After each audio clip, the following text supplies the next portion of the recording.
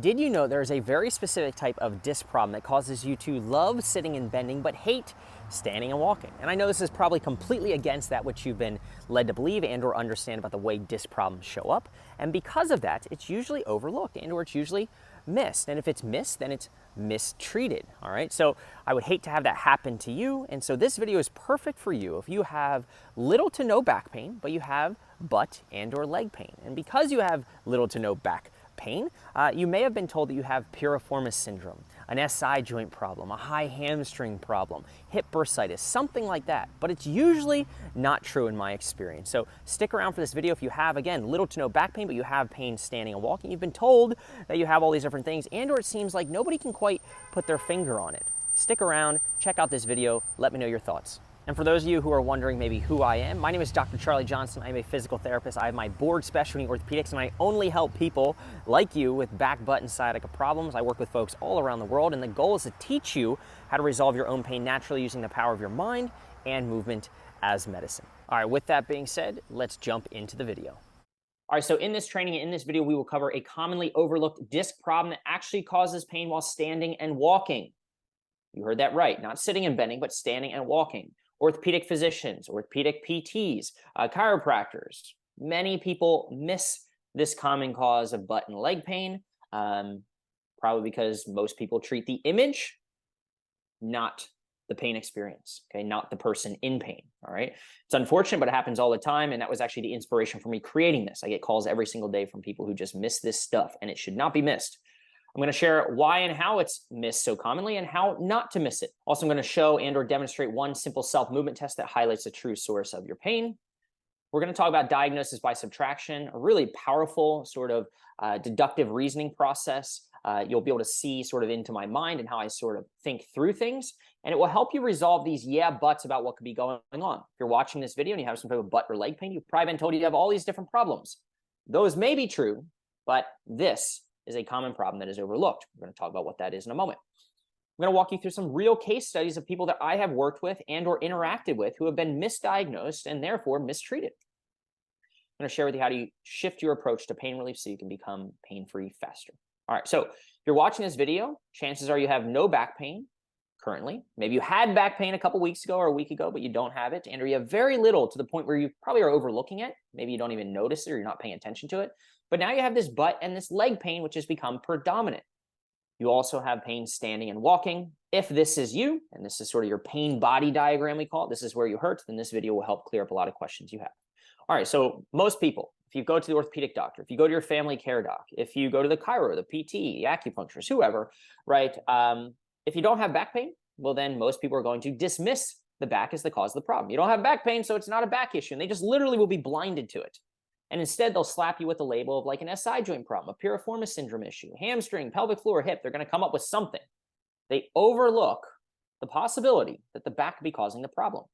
Back problems like a disc problem, a facet joint problem, spinal stenosis, degenerative joint disease, degenerative disc disease. All of these things in the back can refer pain into the butt and into the leg. But if you don't have back pain, they will overlook it, and you may overlook it as well. And if you're watching this, you have pain standing and walking, then not only we probably overlook the back as the cause of symptoms if you don't have back pain, but because standing and walking is not usually associated with a disc problem, at least that's what you've been led to believe, you will cross it off the list. Not so fast. So contrary to popular belief, disc problems do not always cause back pain, and they can and do cause pain that is worse when standing and walking and is better with sitting, relieved by sitting. And so this is the classic picture of a disc problem. This is what most of you think and or have been led to believe, and this is what most providers still believe because they're living in an outdated medical model. Lower back pain, usually central lower back pain, maybe off to one side. Maybe you've got some leg pain, numbness, tingling. If you do, we call that generally sciatica. The number one most common cause of sciatica is a disc problem. Sitting and bending make it worse. If you have a disc problem, don't sit and bend. It's bad for you. Standing and walking, that's going to make you feel better. You've got a yucky leg raise when you sit and you kick your leg up on one or both sides. Why? This tugs on the nerve. If the nerve is irritated, then it will be sensitive. It will be yucky. I love bending backwards, right? These are the best exercises for a herniated disc. Back bends, press ups, cobras, all these things. You got a yummy backwards motion and yucky forward motions. Don't bend forward because it pushes the jelly out the donut.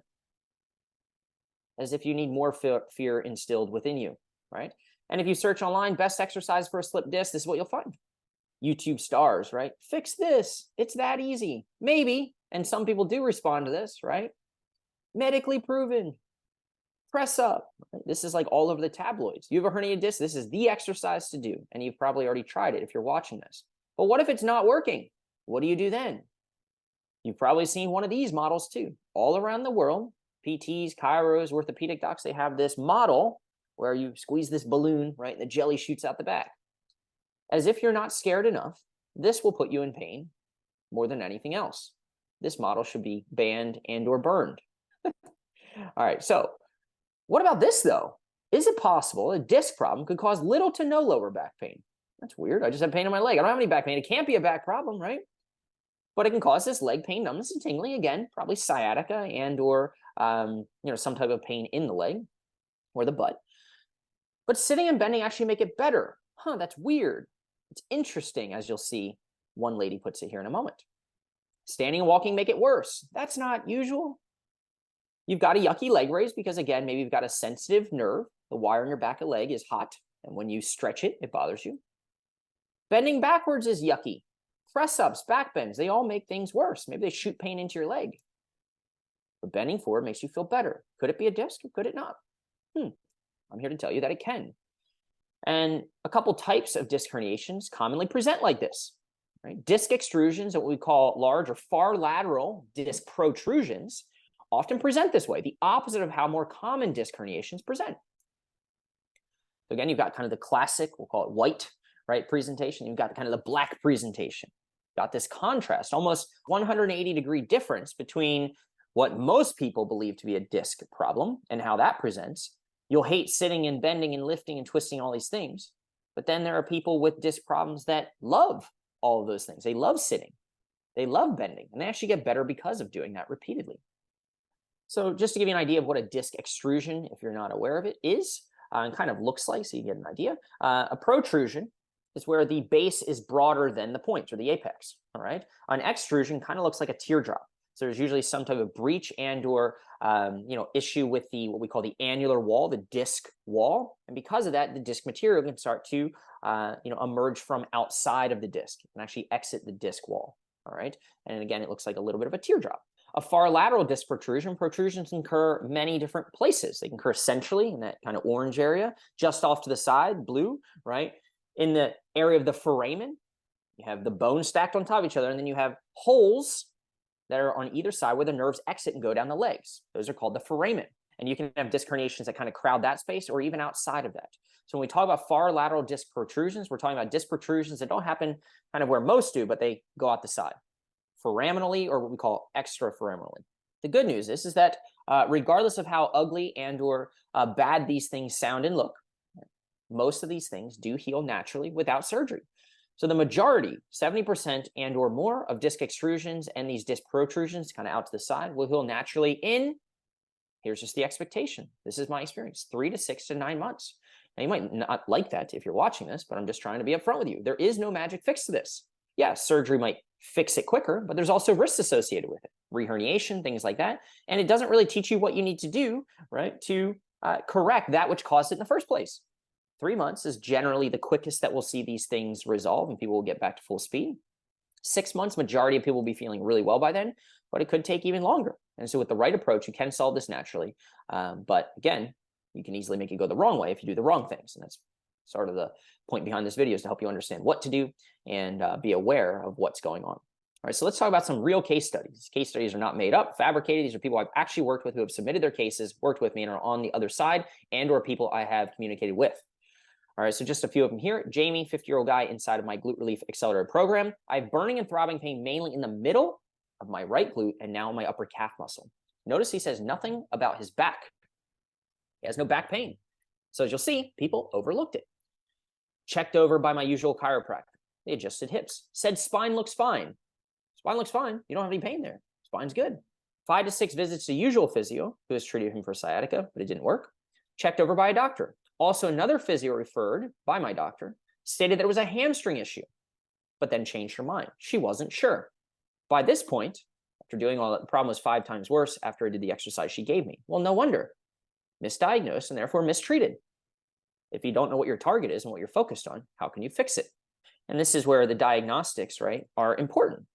You don't need to maybe know exactly what's going on, but you need to at least have an idea. So this way you're not making it worse. If you think it's a hamstring problem, maybe you're trying to strengthen it or you're trying to stretch it. Little did she know it was a nerve problem. It was coming from the back. And so if you try to stretch an angry nerve, you'll be worse. That's what happened. So MRI scan, Jamie shows L5S1, large disc protrusion, both centrally into the right-hand side, a lateral one, causing severe compression of the S1 nerve root. Again, just some hope here if you're watching. You're like, there's no way this stuff can get better. I've seen the X-ray. I've seen the MRI, Charlie, the MRI. It was huge. It looks scary. I can't get it out of my brain. It can get better. In the majority of cases, again, 70% or more will heal naturally. All right, if you're willing to do 3, 6, 9 months. Little success story, quite severe numbness in my foot and rear of the leg has pretty much gone. I've not been able to feel most of my right foot for around 3 months. Freaky, right? But it got better naturally. I can now visibly see the blood circulation and the majority of feeling is back. Right, so onwards and upwards, he's doing really amazing, and he is on the right track just within a month or so of the program. This person here reached out to me, and they're all confused. They're like, this is really interesting. Sitting makes me feel better. The last time I had a herniated disc, sitting was terrible. But with the pain this time, sitting is the only way I get relief. And so in their brain, with what they've read on Dr. Google and or been told by someone who doesn't really know what they're doing, can't be a disc thing, not the back. But it is. Dow, 50-year-old guy again. Left glute and calf. Notice he says nothing about the back, currently as he's filling out what we call a case review, and I'm reviewing this. He had pain for 7 months. I was changing out my winter tires into the summer, May, 7 months before. Felt a sharp pain in my lower back. So he did start with back pain, but he had it for, gosh, he had this happen many times, 15 years, right, on and off. It wasn't too bad, and I ended up playing golf in the afternoon. Halfway through the round, I had to stop because the pain increased. Within a couple weeks, back pain fades, the pain went down into his glutes and then into his calf. He no longer has back pain, but he has glute and calf pain, just like Jamie. This never happened before. He needed help. Why? Because, again, people missed it, and they mistreated it. I've been to a chiro, physiotherapist, and massage therapist. The PT says is the lower back injury is causing pain to shoot into my glutes and calf. Sharp PT. Ding, ding for the PT. Thumbs up. My chiropractor doesn't think it's in my back at all. Womp, womp. He missed it. He thinks it's my glute, hip, possibly bursitis. No way. No chance. Doesn't make any sense. Massage therapist, nothing against them, but they're lost. Dug into it. Really bad idea. And said my left glute is significantly weaker than my right, which could be compensating for the pain. No, digging into the butt will actually make the pain worse. You should not go to that person. They are confused. All right. So you can see there's like, what is it? I don't know why there's confusion about what it is because it's very clear to me. Ended up being a disc herniation. Seems that being on my feet for a prolonged period of time gets things fired up. And you can see when he came into the program, I have people measure objectively what's happening. So this way we can track things, right? See what's working. Back bend is really yucky. Leg raise is really yucky. These yucky motions predict what you'll have trouble with in life. So if you have trouble bending backwards in life, well, you're going to have trouble being upright, standing, and walking. Because it's sort of like a back bend in motion. This is important because I'm going to show you a couple things and tests here in a moment. Again, these things can get better. And often you need to do what is contrary to typical belief and or contrary to traditional approach to get the results that you're looking for. If you're glued to, this is my diagnosis and I should do this, then you are stuck. And you are allowing something, right, on an image to inform your beliefs and your actions. That's not cool because the image is in control of you and your outcome, right? Dow, checking in with you after our video session last Friday. I've increased the motion we discussed. Seated left bend. He's now doing 3 45-second holds 8 times a day. Oh my gosh, Charlie, you are having some of the disc problem. Bend forward. That is bad. You should be in trouble for that. Well, Dow doesn't think so. He tried going backwards because that's what you should do. But it didn't work. I'm also bending over further to left with his right arm on the outside. Now he's bending forward and twisting. Oh my gosh, this is the worst thing. I can't even believe that you're a physio. You should have your license revoked. What a dramatic difference so far. The pain has subsided significantly. I'm sleeping through the night, and all of his numbers are going down week by week. Motion is obviously working. Should I increase the time even more? 3 1-minute holds? If you understand that movement is medicine, if you treat the person, not the diagnosis, and you can, go through a process to find the one motion that's going to work for you. Tear up that sheet of exercises right now, and let's find the one motion that's going to work for you. We can bottle that up and optimize the dose, frequency, and timing. For Dow, 3 1-minute holds 8 times a day. It's all he needed to resolve his pain. I am pain-free. Dr. Charlie's program is amazing. I'll forever be grateful for his help. I'm back to golfing. Just did a 4-day ski trip. Didn't think I would be where I am today when I first signed up for the program. It's so good to have my life back. I share these things to let you in on the hope, right, that exists for you if you're dealing with these problems. All right. Now I want to share one simple self-test that confirms if your back is the most likely cause of your butt or leg pain. If orthopedic docs were to actually go through a movement exam, which most of them don't, whether again, they just don't take the time, they're lazy, and or they just treat the image because I don't know why, right? If people would take you through a movement exam and listen to your story and understand where you hurt, location of your symptoms, and they would put it all together, you could figure it out. Here's one simple movement test that is often positive for people and or yucky for people who have butt and leg pain, no back pain. When they do it though, it reproduces their symptoms. I call it the quadrant test, rotation extension test. The body can move forward, backwards, right, left, and it can twist. Think of cardinal directions, northeast, south, and west, and then some type of spinny stuff in there. And so if you bend backwards, you will close down on the joints. You will close down on the holes where the nerves exit. Let's bend backwards first. So if you're like, hey, Charlie, I'm here and I'm watching you, and I was told I have Piriformis Syndrome, I was told I have this hamstring problem, stand up and bend backwards. Does it reproduce your familiar pain or not? If not, that's cool. Now, let's go even further. Oftentimes, this isn't enough to provoke symptoms. Now, let's test the corners, the quadrants. All right, so what I want you to do is I want you to stand up, and I want you to twist to the right first. Twist to the right, then bend straight back. This compresses maximally the back right side of the spines, the joints, and all the structures in between, including the nerves. And if there's a disc there, you'll say ouch as well. Now I want you to do it back to the left. Usually this is positive on the side where you have pain. So if you have left leg pain, then usually the rotation and extension back to the left, if it's a back problem, will reproduce some of your butt pain and or your leg pain. So again, many people without back pain, so we're not going to look at the back. It's not the back. Chiro says it's not the back. Orthopedic doc says it's not the back because I don't have back pain. But many people without back pain will do this test and find that it reproduces some, if not all, of their familiar symptoms in the butt, hip, or leg. And this builds evidence of something more upstream. The back is the cause of the downstream symptoms, not piriformis syndrome, or SI joint pain, or hamstring problems, or bursitis, or whatever you've been told to believe. Another self-test that is usually painful and kind of linked with the backward bending quadrant test is the seated straight leg raise. So if you said, ouch, I don't really have much back pain, but when I did that, that shot pain into my butt and or into my calf or my leg or whatever, into my hip, into my bursa area. It's not your bursa. Oftentimes people find this is yucky as well. So if you're sitting there, right, you straighten your leg out, pull your toes up, many people find that's stiff and painful, causes some type of pain, numbness, tingling, or reproduction of symptoms that they're experiencing down the leg. This tells us that the nerve is sensitized, irritated, the straight leg raise, and the quadrant test tells us something in the back is doing it. Could be many things, but as we're talking about in this video, often it's a disc problem. So again, this is the woman and the person earlier who reached out and was like, well, last time when I had a disc problem, sitting was awful, but now standing and walking is awful. This is interesting. I said, due to leg raise.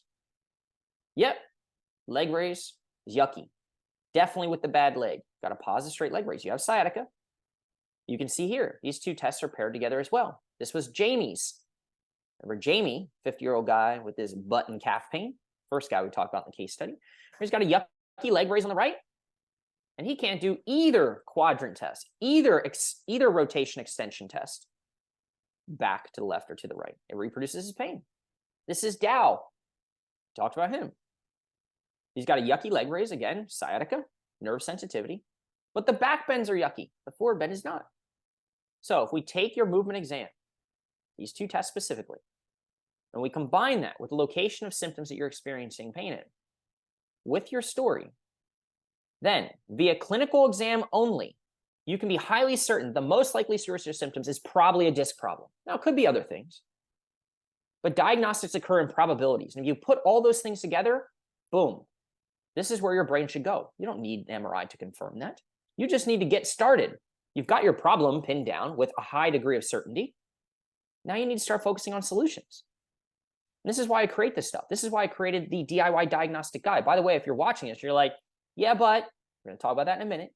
and you want to see further into my sort of decision-making framework and or algorithm for helping you figure out what the most likely cause of your pain is, then check out my Better Than an MRI DIY Diagnostic Guide. Literally, you can click the link above, you can download it. It is yours to have for free. The purpose of the DIY guide is to help you move past your diagnosis as quickly as possible, because you can see just by putting a couple things together, boom. But most people go get MRIs, they get injections, they do all this stuff to the wrong area after seeing all these smart people, and they think they need an MRI to figure it out. But it is the lack of know-how on the provider's part which leads them to unnecessary interventions. Lack of due diligence by the provider. Yeah, but Charlie, I'm still not convinced. Someone really smart or smarter than me says it could be piriformis syndrome, an SI joint, hip bursitis, hamstring strain, insert anything else that you want. I get it. I hear you. You're coming into this video probably with other thoughts of what it could be in your mind. Back to this person.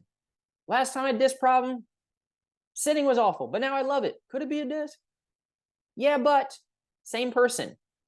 I have a doctor saying it could be SI problems, pelvic alignment problems. It's crazy that they even think that, right? I have constant aching in my right glute and my SI joint. I have severe sciatica. They have no clue what's going on. And unfortunately, the doctor that they're seeing is just as lost.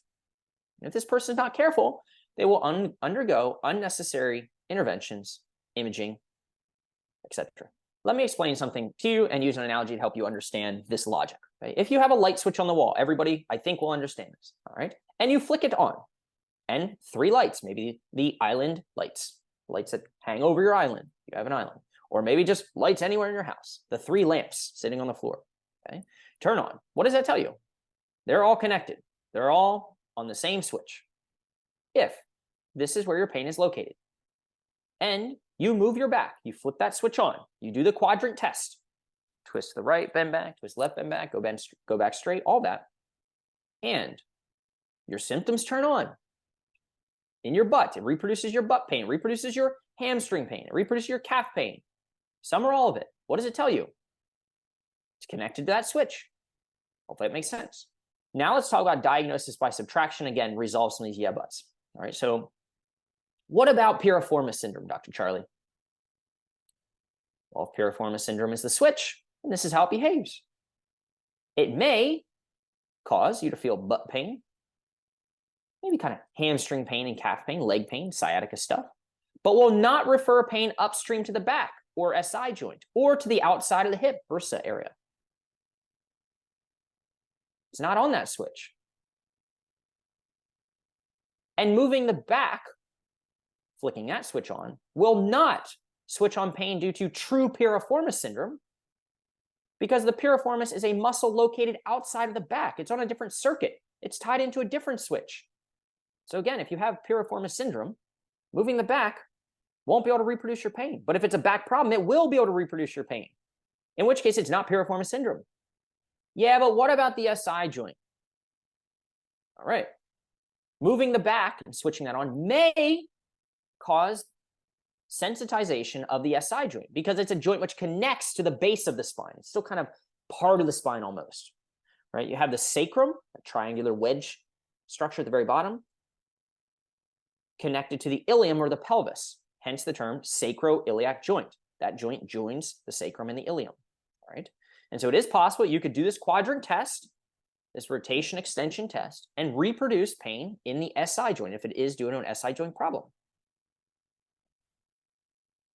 The SI joint, however, may cause butt pain.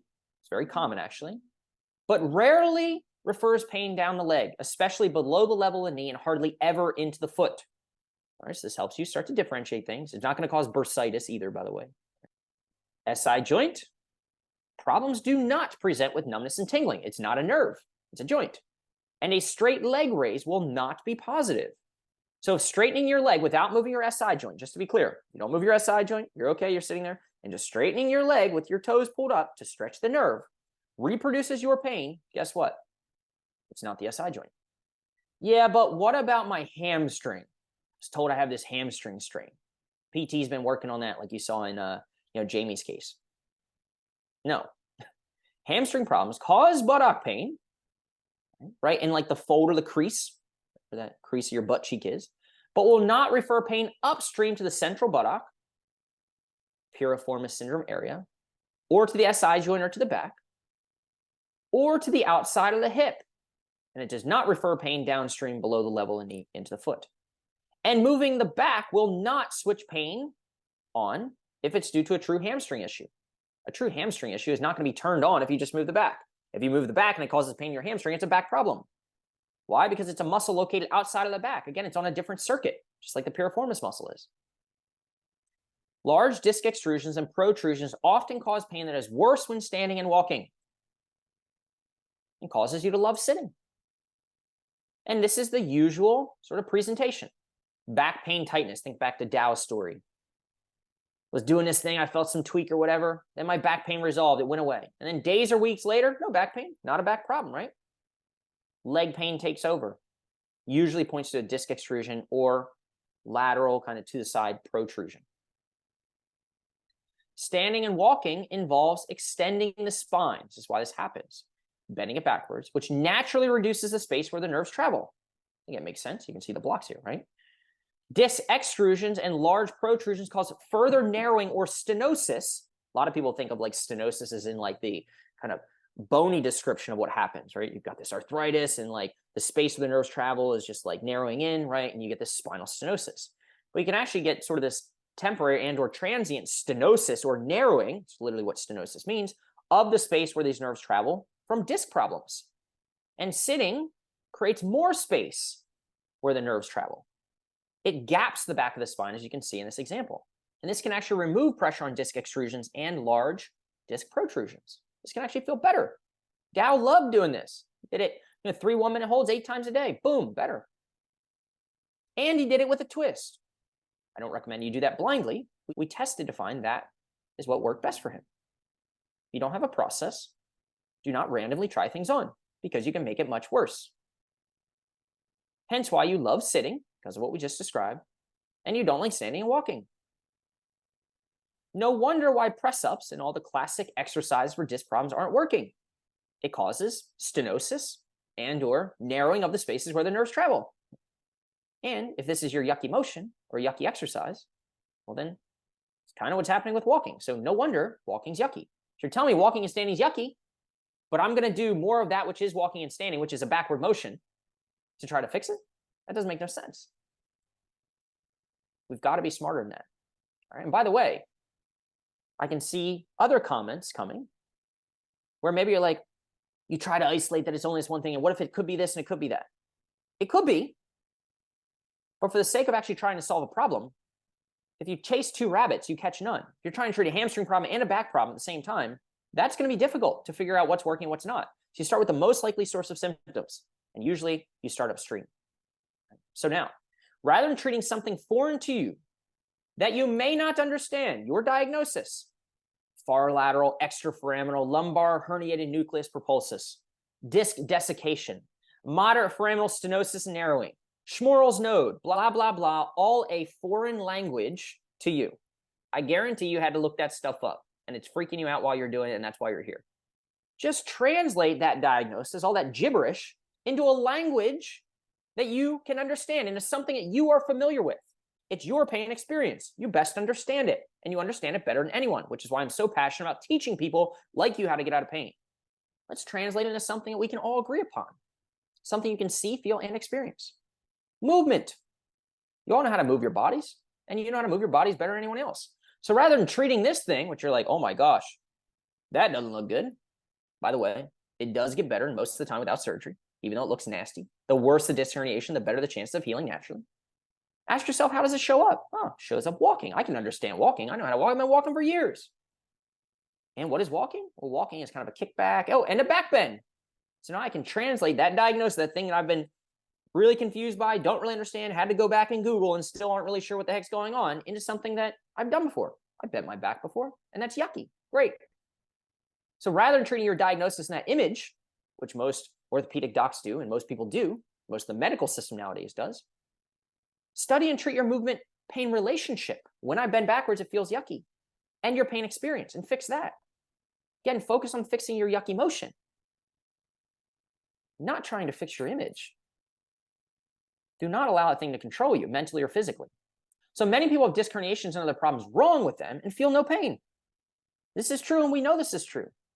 Disc bulge, disc protrusions, very common in people from 20 years on.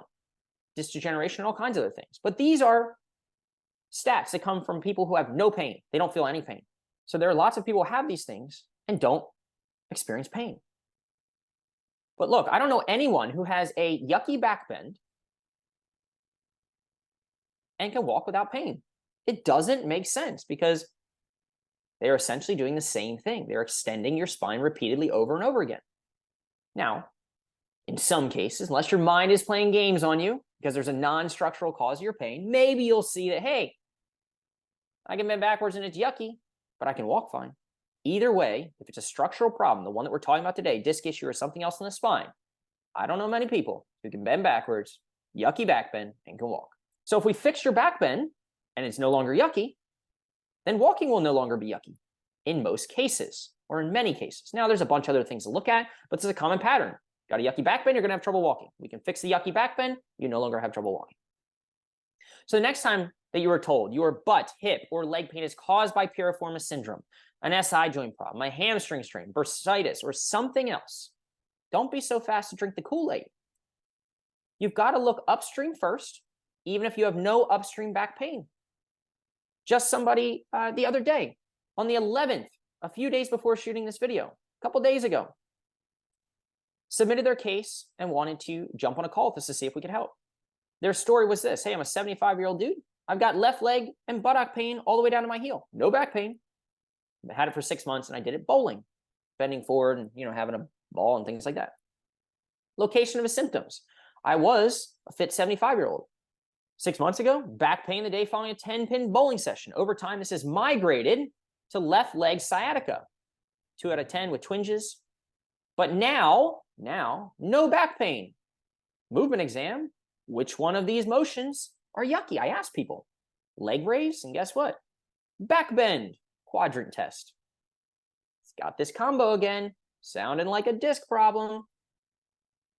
Based off the story, the location, and the movement exam, we can already tell you what it is. There's no need for anything else. But because somebody doesn't have a process for diagnosing and figure out what's going on and then treating people, clearly, he was misdiagnosed. Dealt with this for 6 months unnecessarily because he was told he had a Piriformis Syndrome problem. He doesn't. It doesn't even make any sense. Because someone couldn't figure it out, he got an unnecessary MRI. No MRI needed. And guess what it confirmed? Surprise, herniated disc. We already knew this. All right? So the next time you glue yourself to a common belief that disc problems hate bending forward but love bending backwards, get rid of it. Don't buy it.